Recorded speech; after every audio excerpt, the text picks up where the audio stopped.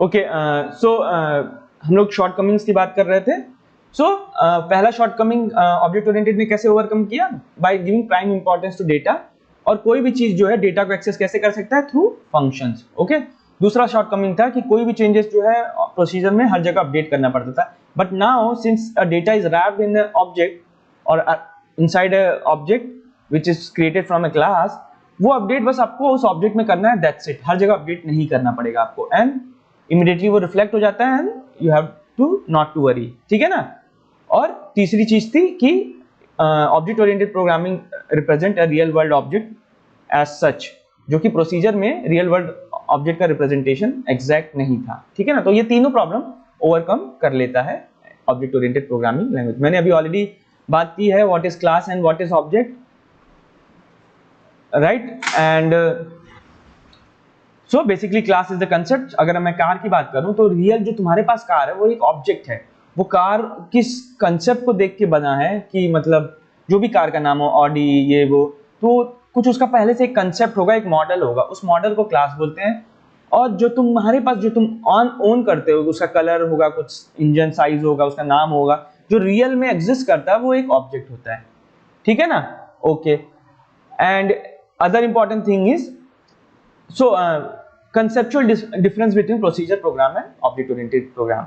okay, तो procedure oriented program में क्या होता था कि बहुत सारे फंक्शंस या मेथड्स होते थे और ग्रुप ऑफ डेटा होता था, राइट। ग्रुप ऑफ डेटा होता था, ग्रुप ऑफ डेटा और फंक्शंस होते थे, और ये सारे फंक्शंस इन डेटा को एक्सचेंज, सारे फंक्शन हर डेटा को एक्सचेंज उसको एक्सेस कर सकते थे और उसको चेंज कर सकते थे। और कोई भी अगर एक फंक्शन एक डेटा को चेंज किया तो हर जगह फंक्शन, जैसे फंक्शन 1 ने अगर डेटा 1 को चेंज किया तो फंक्शन 2 फंक्शन 3 हर जगह डेटा 1 को अपडेट करना पड़ेगा अगर वो डेटा को 1 को यूज कर रहा है तो, ठीक है ना। तो that's why it was a costly operation.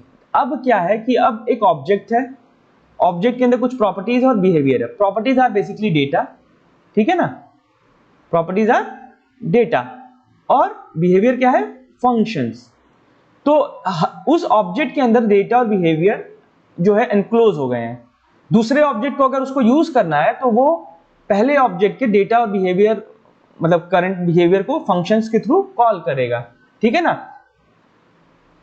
So data and functions are enclose within the object. New object communicate with one another through message passing या by calling their respective function. So यहाँ पे conceptual difference आपको समझ में आया। पहले जो है हर डेटा हर एक फंक्शन एक्सेस कर सकता था, उसको मॉडिफाई कर सकता था। अब क्या है, वो क्लास या ऑब्जेक्ट जो है वो अपने डेटा को खुद ही मॉडिफाई कर सकता है, कोई दूसरा उसको मॉडिफाई नहीं कर सकता है, ठीक है। दूसरा उसको बोल सकता है कि पहला डेटा मुझे बताओ क्या है या क्या है, लेकिन कोई दूसरा उस डेटा को मॉडिफाई नहीं कर सकता। और इस तरीके से डेटा प्रोटेक्टेड है, डेटा पे इंपॉर्टेंस भी दिया जा रहा है और एक ऑब्जेक्ट दूसरे डेटा को चेंज नहीं कर सकता है, ठीक है ना। सो इसलिए ऑब्जेक्ट ओरिएंटेड प्रोग्रामिंग जो है थोड़ा सा डिफरेंट होता है, एंड एम्फेसिस ऑन डेटा की वजह से ये ज्यादा सिक्योर हो जाता है। ओके, अब हम बात करेंगे कुछ basic concept of object oriented. हम लोग जावा पढ़ रहे हैं, Java is an object oriented programming. So कुछ फीचर्स की हम बात करेंगे। वो फीचर्स कुछ अलग नहीं है जो हमने यहाँ पे दिया कि एक ऑब्जेक्ट होता है, क्लास से बनता है, उसमें कुछ बिहेवियर और प्रॉपर्टी होते हैं, उसकी वजह से कुछ बेसिक फीचर्स ऑफ जावा आते हैं जो जावा को डिफरेंट बनाते हैं, ठीक है ना। वो बेसिक फीचर्स क्या है? पहला है डेटा एब्स्ट्रैक्शन, ठीक। तो डेटा एब्स्ट्रैक्शन क्या होता है बेसिकली? पहले मैं इसको रियल वर्ल्ड में समझाऊंगा कि आप कभी कार चलाते हो तो आप क्या करते हो? ब्रेक मारते हो, राइट। आप ब्रेक मारते हो, या आप स्टीयरिंग, ठीक है ना, व्हील को घुमाते हो, स्टीयरिंग व्हील को घुमाते हो। क्या आप इसके पीछे की कॉम्प्लेक्सिटीज जानते हो कि ब्रेक लगता कैसे, कैसे हाइड्रोलिक ब्रेक, फाइनली इवेंचुअली पूरा फिजिक्स का मैकेनिज्म? और नहीं ना। या व्हील जब आप स्टीयरिंग घुमाते हो तो कैसे कार चलने लग जाती, नहीं पता। तो इसको बोलते हैं data abstraction. Basically data abstraction का मतलब क्या होता है कि एसेंशियल फीचर्स जो है वो दिखाओ और कॉम्प्लेक्सिटीज को हाइड कर लो। सो आपके केस में गाड़ी जो चलाते हो आप, स्टीयरिंग जो है वो एसेंशियल फीचर है कि हाँ स्टीयरिंग है, या ब्रेक एसेंशियल फीचर है, उसकी जो कॉम्प्लेक्सिटीज है पीछे की वो हाइड हो गई है। तो इसी को बोलते हैं डेटा एब्स्ट्रैक्शन। सिमिलरली जावा भी या एक ऑब्जेक्ट ओरिएंटेड प्रोग्रामिंग लैंग्वेज भी सेम करता है। जब आप किसी ऑब्जेक्ट, एक ऑब्जेक्ट में क्या क्या होता है, मैंने अभी बात की आपसे, कि डेटा होता है और बिहेवियर यानी फंक्शंस होते हैं, ठीक है ना। तो अगर अब किसी ऑब्जेक्ट को दूसरा ऑब्जेक्ट यूज कर रहा है तो उसको ये जानने की जरूरत नहीं है, उसको ये जानने की जरूरत नहीं है कि पहले उसको ये जानने की जरूरत ही नहीं है कि जो फंक्शन है उसके अंदर की इंप्लीमेंटेशन क्या है। उसको बस ये जानना है कि मुझे अगर ऐड करना है तो ऐड 2,3 फंक्शन कॉल करना है, मुझे अगर लोगैरिथम पावर लेना है तो मैं 3,5 कॉल करूंगा, अपने आप 3 to the power 5 निकल के रिजल्ट आ जाएगा। सो एब्स्ट्रैक्शन इज बेसिकली कॉम्प्लेक्सिटीज को हाइड करना और एसेंशियल फीचर जावा के लिए क्या है, ये बस फंक्शन का नाम और पैरामीटर किस तरह डालने हैं, बस इसके पीछे की इंप्लीमेंटेशन हिडन है। सेम एज कार के केस में पीछे की इंप्लीमेंटेशन हिडन होती है, ठीक है। तो ये एक बहुत ही important concept of object oriented programming है, एब्स्ट्रैक्शन। सो एब्स्ट्रैक्शन में आप सिर्फ एसेंशियल जो फंक्शन है वो बताते हो, पीछे की इंप्लीमेंटेशन हाइड कर दो। जैसे यहाँ पर अगर डेफिनेशन देखें, एब्स्ट्रैक्शन और data abstraction refers to the act of representing essential features without including the background detail or explanation। अंदर की सारी इंप्लीमेंटेशन हिडन हो जाएगी, ठीक है ना। तो ये चीज इसमें समझाया गया है, ओके, कि एब्स्ट्रैक्शन क्या होता है। डेटा एब्स्ट्रैक्शन मतलब यही है जो आप कार में देखते हो कि कॉम्प्लेक्सिटीज को हाइड कर देना। दूसरा एक रिलेटेड कंसेप्ट है data hiding. So data hiding is a related concept. When कोई इंपॉर्टेंट चीज आप एक्सपोज करते हो तो जो भी अनइंपॉर्टेंट चीजें या जो भी कॉम्प्लेक्सिटीज हैं उनको आप हाइड कर देते हो, this is called data hiding, ठीक है ना। For example in a switch board only switches and board is expose, अंदर की सर्किट या वायरिंग क्या है वो छुप जाती है, तो इसको बोलते हैं डेटा हाइडिंग। सो अगर आप सर्किट बोर्ड की बात करोगे तो डेटा एब्स्ट्रैक्शन क्या है कि बाहर आपको एक स्विच दे दिया गया, उस पर आपका क्लिक करोगे तो आपका लाइट ऑन हो जाएगा, फैन ऑन हो जाएगा, तो ये डेटा एब्स्ट्रैक्शन है, अंदर की कॉम्प्लेक्सिटीज को हाइड कर दिया गया। अब जब भी डेटा एब्स्ट्रैक्शन होगा तो डेटा हाइडिंग अपने आप हो जाता है, अंदर की चीजें हाइड हो जाती हैं अपने आप, कॉम्प्लेक्सिटीज हाइड हो जाती हैं, तो इसको बोलते हैं डेटा हाइडिंग, ठीक है ना। अब नेक्स्ट कंसेप्ट हम डिस्कस करते हैं एनकैप्सुलेशन। सो अभी हमने बात किया कि एक क्लास जिससे एक ऑब्जेक्ट बनता है उसके अंदर कैरेक्टरिस्टिक्स होते हैं, राइट, और बिहेवियर होते हैं, ओके। सो जावा बेसिकली या ऑब्जेक्ट ओरिएंटेड प्रोग्रामिंग क्या करता है, कैरेक्टरिस्टिक्स और बिहेवियर को रैप कर लेता है। रैप मतलब एनकैप्सुलेट। जैसे एक चॉकलेट है, चॉकलेट का अगर आप वो देखोगे तो एक रैपर होता है, मेन चॉकलेट अंदर होता है, राइट। तो इसी तरह इसको बोलते हैं रैपिंग ऑफ डाटा। तो एनकैप्सुलेशन का क्या है, encapsulate wraps data and functions into a single unit which is called class, right, और क्लास से ऑब्जेक्ट बनता है। तो पहले डेफिनेशन हम पढ़ लेते हैं क्या होता है एनकैप्सुलेशन का। Wrapping of data and functions that operate on that data into a single unit called class is known as encapsulation। तो जब आप ये डायग्राम अगर ऊपर देखोगे, राइट, तो एक ऑब्जेक्ट जो क्लास से बनता है इसके अंदर जो प्रॉपर्टीज हैं या प्रॉपर्टीज का दूसरा नाम जो है डेटा होता है, बिहेवियर का दूसरा नाम फंक्शन होता है। तो इसको रैप कर लिया है, दूसरा कोई ऑब्जेक्ट इसको डायरेक्टली नहीं देख सकता या यूज कर सकता अंटिल उसका ऑब्जेक्ट वन ना बनाए, एक ऑब्जेक्ट वन क्लास से ना बनाए या ऑब्जेक्ट वन को। सो एक ऑब्जेक्ट दूसरे ऑब्जेक्ट को अब जो ओरिजिनल ऑब्जेक्ट है उसके थ्रू ही उसको एक्सेस कर सकता है, ठीक है ना। तो इस फीचर को एनकैप्सुलेशन बोलते हैं। Wrapping of data and operation into a single unit called class is known as encapsulation. So by default जो है, जैसे बाय डिफॉल्ट जो है जब आप क्लास से ऑब्जेक्ट बनाते हो या जो करंट क्लास है उसके अंदर कुछ कैरेक्टरिस्टिक्स होते हैं, कुछ बिहेवियर होते हैं, और ये उस क्लास के अंदर ही रैप हो गया है। दूसरा कोई क्लास उसके बारे में एज इट इज कोई उसके अंदर चेंजेस नहीं कर सकता या बिना इसका कोई ऑब्जेक्ट बनाए उसको यूज नहीं कर सकता, ठीक है ना। तो let's go. So class has an class और object has a characteristics and behaviour, ठीक है। And encapsulation is a way of combining both data and function that operate on data under a single unit, ठीक है, member, okay. इसमें हम example एक बात करते हैं कि मान लो एक बहुत बड़ा डिपार्टमेंट है, सेल्स, जैसे एक बहुत बड़ी फैक्ट्री होती है तो उसमें सेल्स डिपार्टमेंट होते हैं, मार्केटिंग डिपार्टमेंट होते हैं, ठीक है ना।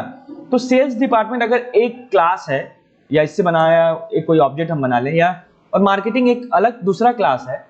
तो इसके अंदर हर एक डिपार्टमेंट के अंदर कुछ कैरेक्टरिस्टिक्स होंगे और कुछ बिहेवियर होंगे। कैरेक्टरिस्टिक्स यानी नंबर ऑफ एम्प्लॉयज, उस सेल्स डिपार्टमेंट के कुछ फाइल्स होंगे, राइट। तो ये सब उसके कैरेक्टरिस्टिक्स हैं।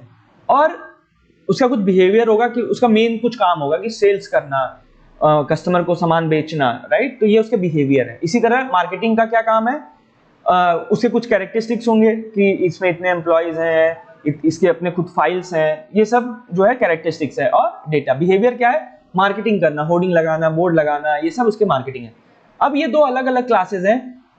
मार्केटिंग को अगर सेल्स से रिलेटेड कोई इंफॉर्मेशन चाहिए, कोई डेटा चाहिए, तो वो सेल्स के ऑब्जेक्ट को या सेल्स के पर्सन को कॉल करेगा और पूछेगा मेरे को बताओ इस फाइल में क्या डेटा है, कितने तुम्हारे सेल्स हुए हैं, कितना क्या हुआ है।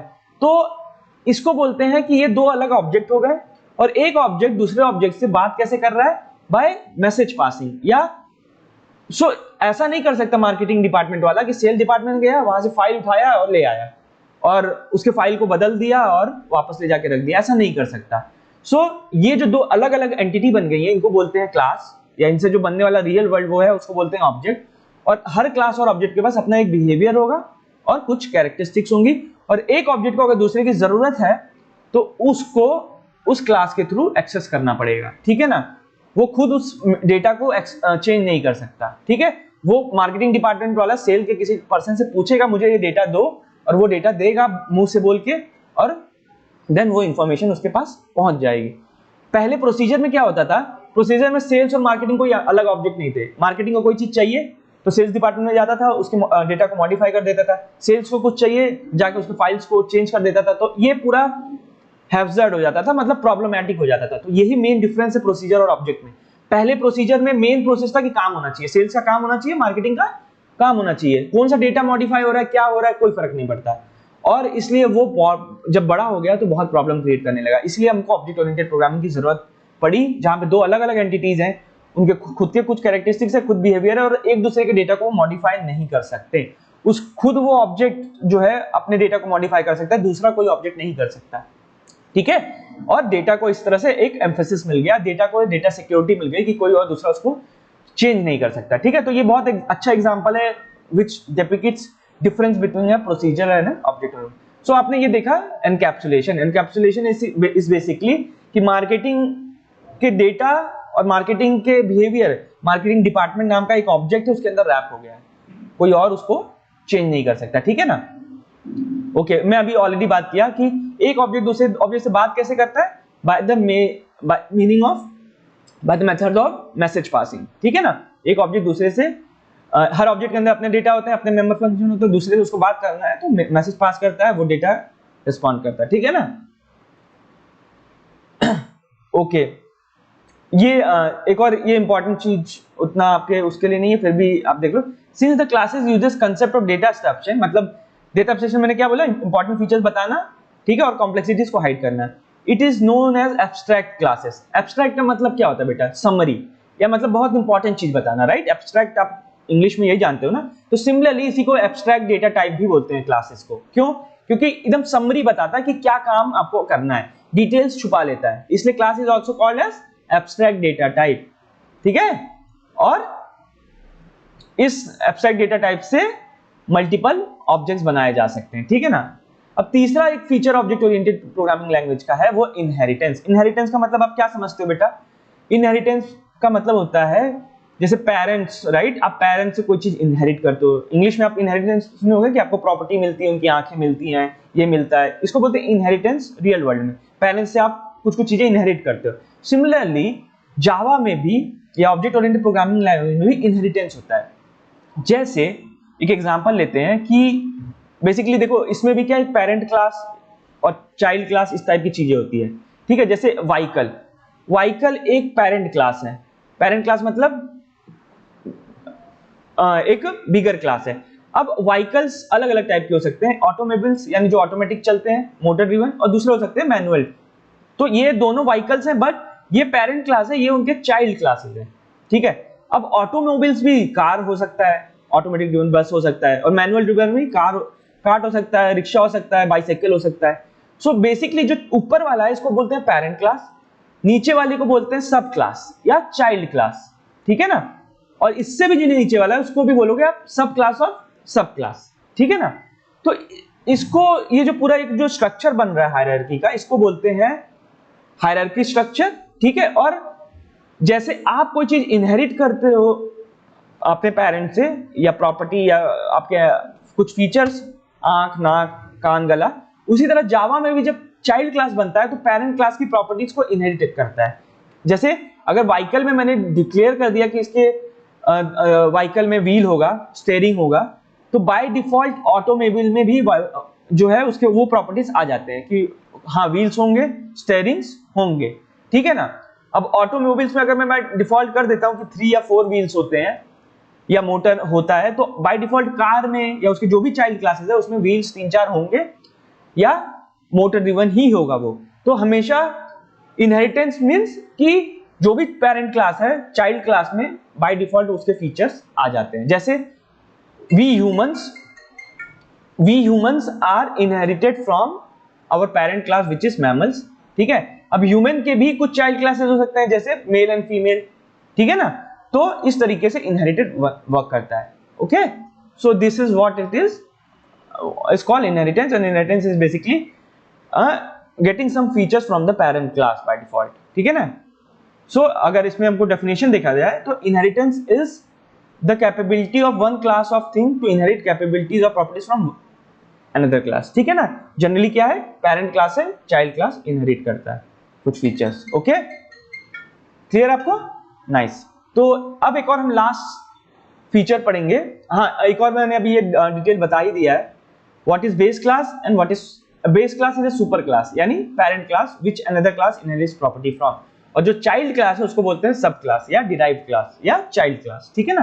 तो base class parent class same होता है, सुपर क्लास और चाइल्ड क्लास सब क्लास ये सेम होता है। नेक्स्ट एक और फीचर की हम बात करेंगे, पॉलीमॉर्फिज्म। पॉलीमॉर्फिज्म का बेसिक मतलब होता है to take more than one form, to take more than one form, ठीक है ना। सो पॉलीमॉर्फिज्म का अगर डेफिनेशन है, polymorphism is the ability of a message और data to be processed in more than one form, ठीक है ना। तो बेसिक पॉलीमॉर्फिज्म क्या है, या ऑब्जेक्ट ओरिएंटेड में क्या है कि कोई अगर आप डेटा किसी ऑब्जेक्ट को दे रहे हो तो हर ऑब्जेक्ट उसको अलग अलग तरीके से इंटरप्रेट करता है। जैसे एक एग्जांपल दें हम कि मान लो शेप नाम का एक पेरेंट क्लास है, राइट, और इसमें एक फंक्शन है एरिया, राइट। अब इसके कुछ चाइल्ड क्लासेस हो सकते हैं, सर्कल, ट्रायंगल, रेक्टेंगल, ये सब शेप ही हैं, और इसमें भी एरिया नाम का फंक्शन होगा, राइट, इनहेरिट कर रहा है उसको। बट अगर मैं एरिया ऑफ सर्कल बोलूं तो हमेशा पाई आर स्क्वायर होगा, एरिया ऑफ ट्रायंगल बोलूं तो हाफ ब्रेड्थ इनटू हाइट होगा, रेक्टेंगल बोलूं तो एल इंटू बी होगा। सो अगर हम सेम मैसेज अलग अलग ऑब्जेक्ट को पास कर रहे हैं तो वो उसको अलग अलग इंटरप्रेट कर रहा है। अगर मैं बोलूं calculate area of circle, calculate area of triangle, तो मैं मैसेज सेम दे रहा हूं कि कैलकुलेट एरिया, बट अलग अलग ऑब्जेक्ट उसको अलग अलग तरीके से ट्रीट करते हैं, and this is known as polymorphism, ठीक है ना। तो ये एक बहुत ही इंपॉर्टेंट फीचर है जावा का या ऑब्जेक्ट ओरिएंटेड प्रोग्रामिंग लैंग्वेज कि इट इंप्लीमेंट्स पॉलीमॉर्फिज्म। एक और एग्जांपल जैसे बताएं कि अगर कभी भी आप जावा में 5 + 7 लिखोगे तो उसको पता है ये एक इंटीजर नंबर है, एक इंटीजर नंबर है, वो 12 करेगा। लेकिन कभी भी आप कभी a + b या स्ट्रिंग लिखोगे या कैरेक्टर और कैरेक्टर लिखोगे तो वो उसको ऐड नहीं करता, उसको इस तरह से कंकैटिनेट करता है, ए बी। तो आप खुद देख रहे हो कि बेस्ड ऑन ये है प्लस ही दोनों के बीच में, लेकिन वो बेस्ड ऑन उसको क्या दिया जा रहा है वो समझ जा रहा है कि उसको करना क्या है। अगर जो a + b को a b लिखा है, अगर सेम चीज यहां करना होता तो 5 + 7 को 57 लिखना चाहिए था ना उसको, लेकिन जावा ऐसा नहीं करता है। और इसी फीचर को बोलते हैं पॉलीमॉर्फिज्म, कि अपने आप जावा समझ जाता है, ऑब्जेक्ट ओरिएंटेड प्रोग्रामिंग समझ जाता है कि उसको जो चीजें दी गई हैं उसके हिसाब से उसको क्या करना है। जैसे शेप के केस में अगर सर्कल की बात कर रहा है तो उसको पाई आर स्क्वायर करना है, ट्रायंगल के केस में हाफ ब्रेड्थ इनटू हाइट करना है, ठीक है ना।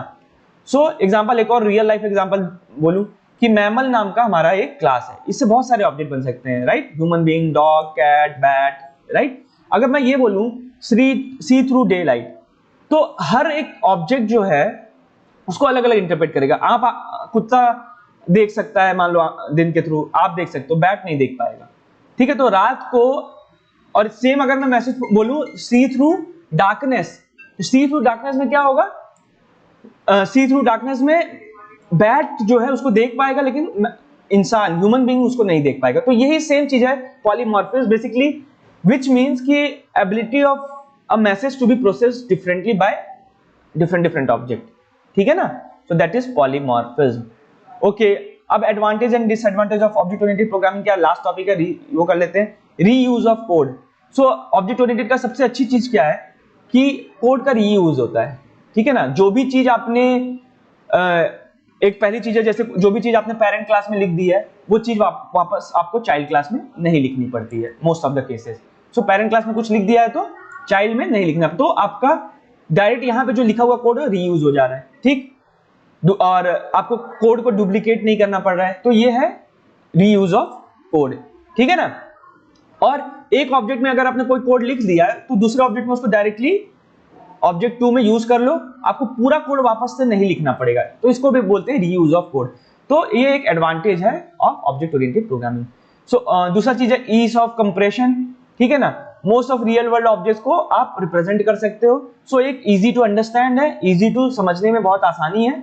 सो this is called as ease of compression.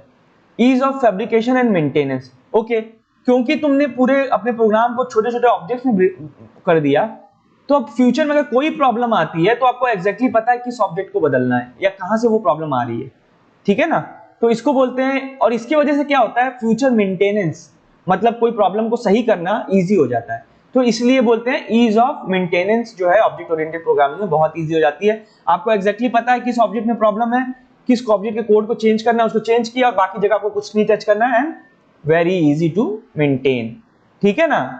So object oriented का एक और फीचर क्या है, ease of fabrication and maintain. और एक और इजी रीडिजाइन एंड एक्सटेंशन।